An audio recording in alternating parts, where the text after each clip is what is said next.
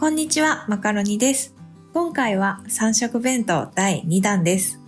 前回の動画を見てくださった方、参考になるや作ってみたというコメント本当にありがとうございました。そんなコメントが嬉しくて懲りずに3色弁当です。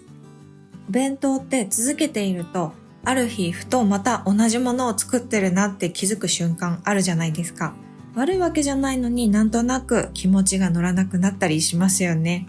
そういう時に組み合わせを少し変えるだけでなんか気分が切り替わる。